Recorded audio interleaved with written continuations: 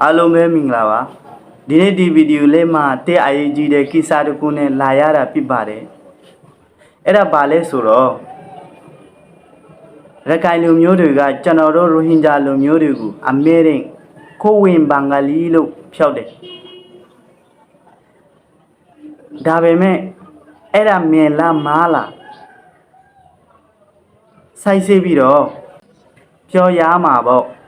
သူတို့ရဲ့ကိုင်လူမျိုးတွေကဒီဗီဒီယိုမှာပါဝင်တဲ့ရိုဟင်ဂျာ document ကိုအစားအစွန်ချိန်လိုက်ပါဒီဗီဒီယိုမှာကိုကြည့်ပြောတာစကားကိုဆေးဝါးစားနဲ့နားတော့ပြီးတော့ share လေးဖိလိုက်ပါတကယ်တော်တဲ့နော်နောက်တစ်ခါဒီရိုးသားတဲ့ဘယ်လိုမျိုးသမိုင်းပညာရှင်ကမှာဒီ Francis Buchanan ရေးသွားတဲ့ဟလာ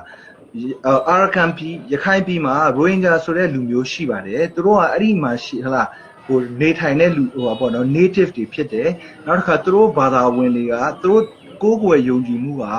အစ္စလာမ်ဘာသာဖြစ်တယ်ဆိုတော့ပြောသွားပြီးသားဘလို့မှကျွန်တော်တို့သမိုင်းမှာဘလို့မှဒီဟာကိုပညာရှင်တွေထဲမှာလုံးဝညင်းလို့မရတဲ့ဟာအသက်တွေထောက်ထားရှိပြီးသားဒါကြောင့်မလို့ဟလာဒီ1824နောက်ပိုင်းကျမှရိုဟင်ဂျာတွေကိုဗမာပြည်ထဲမှာဟလာ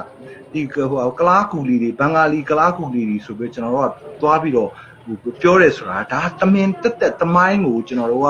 ဟိုပေါ့နော်ဟိုလက်မခံတာတော့သမိုင်းအထောက်အထားကိုဟိုပြောင်းညင်းတာပေါ့ဗျာတက်သေးဟို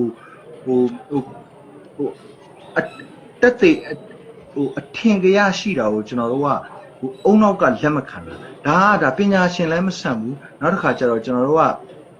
ဒီဒါအမှန်တရားကိုကျွန်တော်တို့ကဟိုခြေထောက်နဲ့တက်နင်းတဲ့သဘောပဲ